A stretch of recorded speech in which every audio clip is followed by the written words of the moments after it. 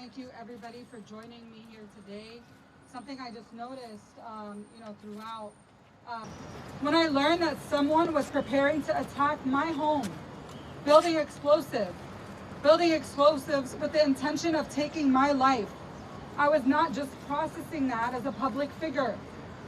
I was processing that as a mother, holding my infant, thinking what it means for someone to target my home, where my child sleeps, where my family is supposed to be safe. This did not come out of nowhere. For years, I and so many other Palestinian organizers have been the targets of coordinated harassment, threats, stalking, dehumanization. We have been doxxed. We have been followed.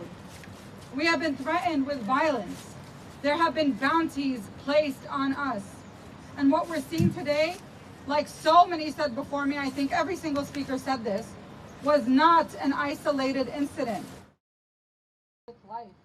Without being harangued, without being targeted. And so, I feel there was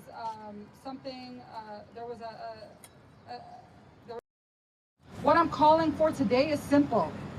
Accountability for those who incite and organize violence, protection for Palestinian activists and our communities, and an end to the normalization of hatred that makes this possible.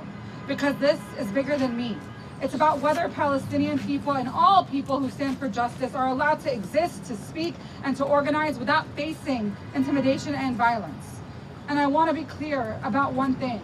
I will not be silenced. I will not stop speaking out for the Palestinian people. Despite the threats, despite the harassment, despite even this assassination plot, I will continue to speak out for my people and for justice. Because no one should have to face this. No mother should have to hold her child and wonder if their home is being targeted. We're here today because we refuse to accept that as normal. We're here today because we demand accountability. And we're here today because our lives, our voices, and our struggle for justice and liberation matters. Thank you.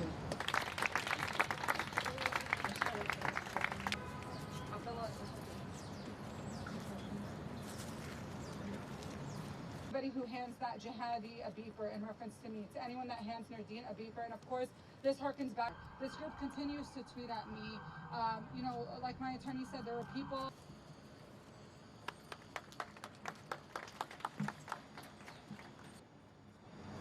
This is the tip of a very ugly, dangerous iceberg.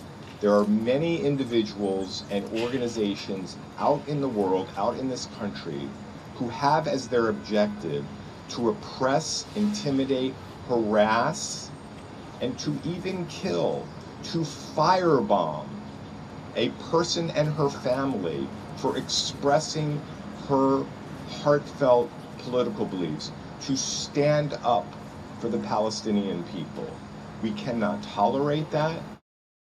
The assertion that there is no longer a threat, no longer danger, I think is creating harm and perpetrating violence against people who are speaking out in defense and in protection of Palestinian rights.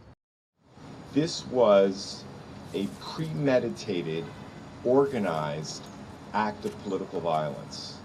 This was a premeditated, organized act of blatant criminality. This was a premeditated, organized act of domestic terrorism.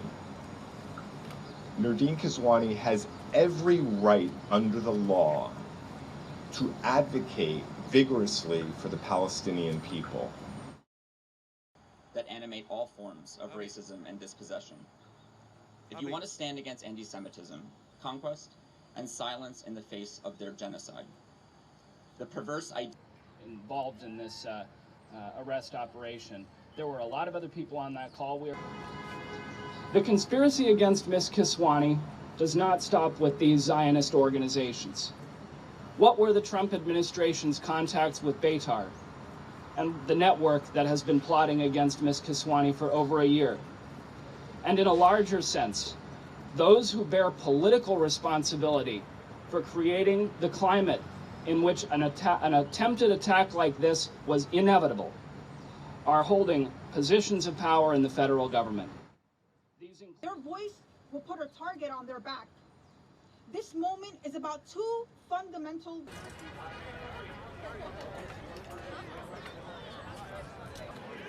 Come on. It's a pleasure. And I'll see you about it.